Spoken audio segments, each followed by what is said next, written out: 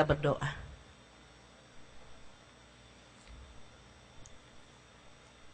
Puji-pujian yang kami persembahkan di hadapan Tuhan,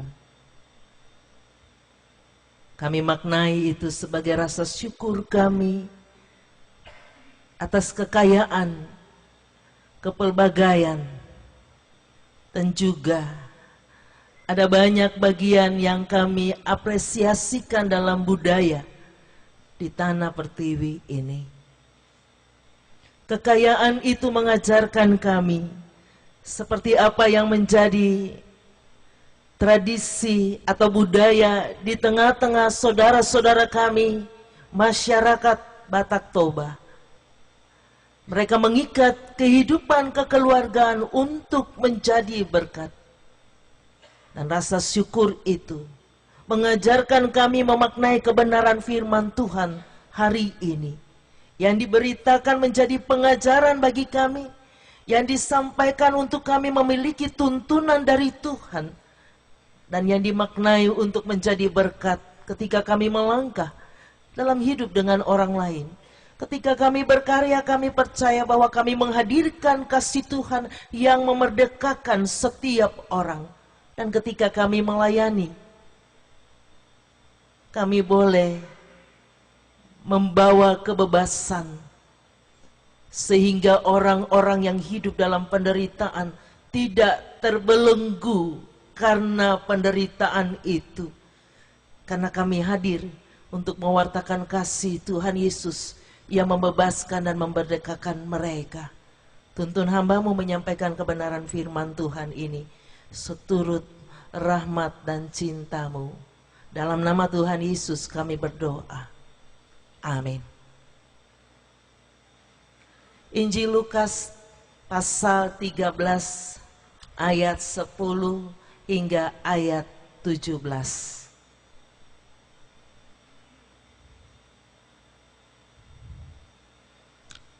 Lukas pasal 13 ayat 10 hingga ayat 17.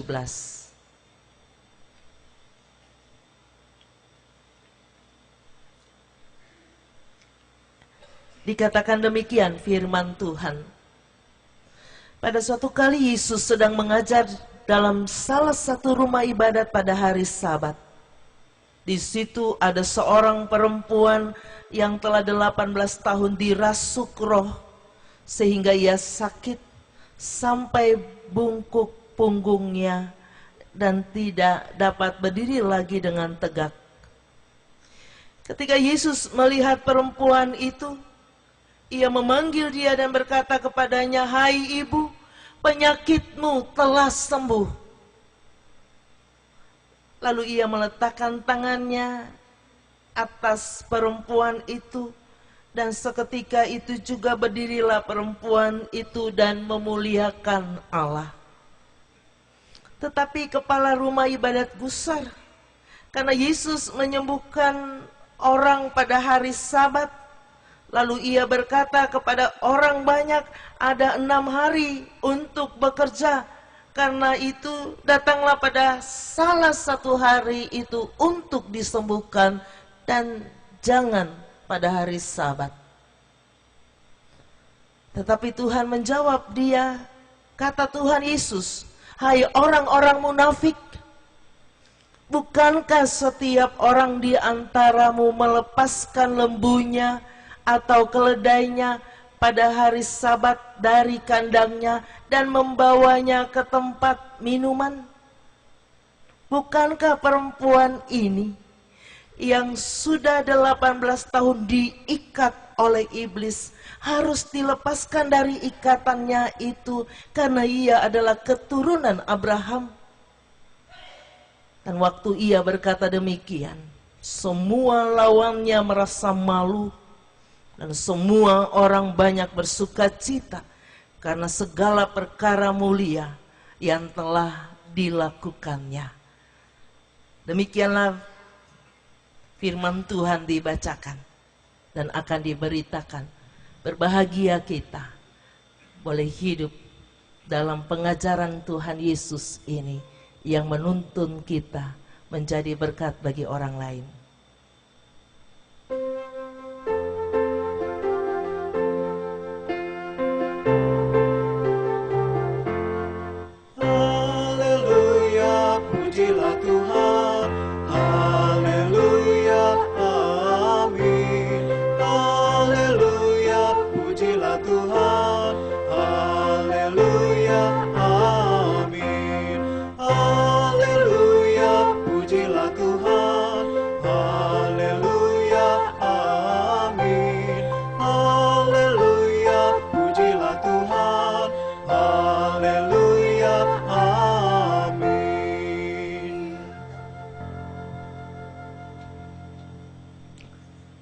Tema khotbah di minggu ketiga bulan seni gereja.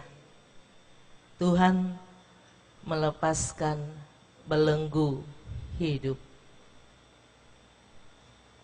Bapak Ibu saudara-saudari yang Tuhan Yesus kasihi, Shalom. Shalom. Ya, sukacita ini harus senantiasa kita pancarkan di dalam perjumpaan kita dengan Tuhan, bahkan perjumpaan kita dengan sesama. 18 tahun untuk seseorang menjalani hidup dalam penderitaan sakit penyakit bukan waktu yang singkat. Mungkin kalau kita katakan menderita sakit 18 tahun biasa, lalu orang menganggap biasa. Ternyata tidak biasa, Bapak Ibu, saudara-saudari yang Tuhan Yesus kasihi. Perempuan ini, ketika dia diikat karena penderitaan sakit penyakit, dia disingkirkan, dia diasingkan di tengah-tengah kehidupan masyarakat pada waktu itu. Dia tidak dipedulikan. Dia terbuang dari antara komunitas mereka. Jadi dia bukan hanya sakit penyakit, tapi kehidupannya setara utuh dibuat sakit oleh orang-orang yang ada di sekitarnya. Apa yang menjadi ikatan-ikatan yang membuat orang terbelenggu itu, ternyata di dalam kebenaran firman Tuhan Lukas 13 ini, ikatan itu adalah peraturan. Peraturan agama. Peraturan adat istiadat. Peraturan sabat pada waktu itu. Dan peraturan itu adalah peraturan yang dibuat oleh manusia. Ikatan-ikatan itu diikat sangat kuat sehingga tidak membuat orang leluasa untuk menyatakan, untuk menjumpai perjumpaan dengan sesama, sekalipun dalam penderitaan sakit penyakit. Kepala rumah ibadat mewakili sosok pemimpin umat yang menempatkan perempuan yang sakit 18 tahun ini sebagai orang yang tidak layak mendapat pertolongan, khususnya di hari Sabat. Tidak dengan Yesus, karena itu bukan bagian dari kuasa dan kasih yang dinyatakan di dalam kehidupan orang banyak ketika ia membawa kabar baik. Ketika ia menyentuh kehidupan orang banyak bukan dengan kuasa, bukan dengan peraturan, bukan dengan aturan manusia. Tapi ia menyentuh perempuan itu dengan kasih dan kuasanya agar kerajaan Allah nyata dalam kehidupan perempuan itu dan kehidupan orang banyak. Yesus membongkar tradisi hari Sabat untuk memenangkan hidup seorang perempuan yang diikat oleh iblis sehingga penyakit 18 tahun itu membuat dia tidak dapat berdiri tegak, tapi berbungkuk dan tidak ada pandangan kasih sayang atau pelukan untuk membawa dia masuk di dalam persekutuan dengan orang-orang pada waktu itu. Apa kata Yesus, Bapak Ibu? Ketika pemuka agama itu katakan, balik pada hari, ada 6 hari kerja. Kalau mau disembuhkan datang di salah satu hari kerja itu. Apa kata Yesus? Munafik. Suatu pernyataan yang sangat keras. Ketika berbicara tentang peraturan, itu pun peraturan agama, Yesus katakan jangan menjadi orang munafik.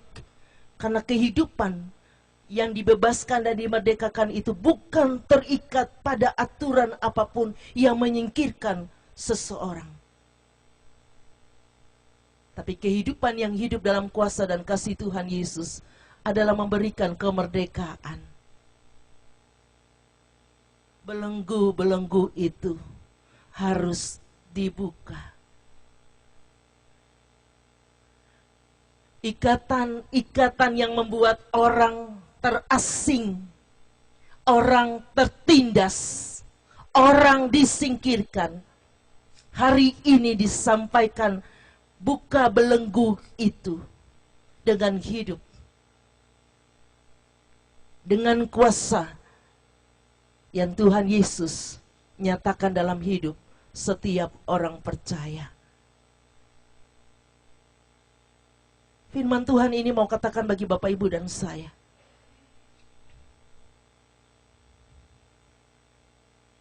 jangan membuat saudara terbelenggu dalam kehidupan saudara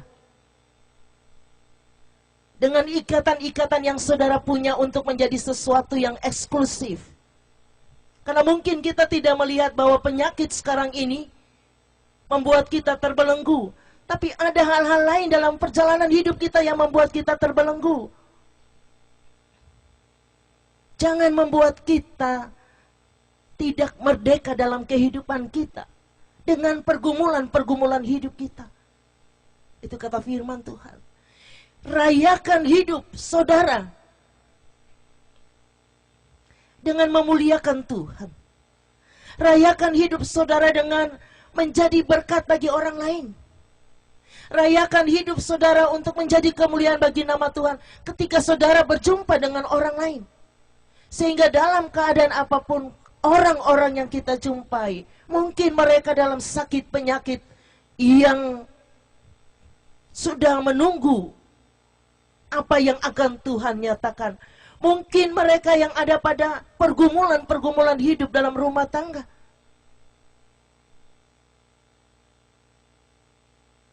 Hadir di situ bukan dengan peraturan-peraturan pada umumnya. Hadir di situ bukan dengan menghakimi. Hadir di situ bukan dengan kemunafikan dalam kehidupan kita. Hadir dengan kasih dan cinta Kristus karena akan memerdekakan orang dari belenggu itu. Karena membuat orang tidak terikat pada bagian-bagian yang membuat mereka makin menderita. Bahasa yang dipakai Injil Lukas, dia bungkuk sampai tidak dapat mengangkat mukanya.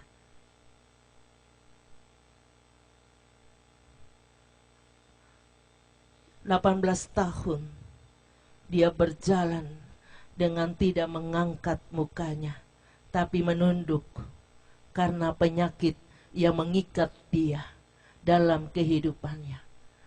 Apakah hanya sebatas physically? Orang itu sakit, lalu kemudian dia karena penyakitnya menjadi seorang yang bungkuk dan dia tidak dapat berdiri tegak. Bukan hanya itu.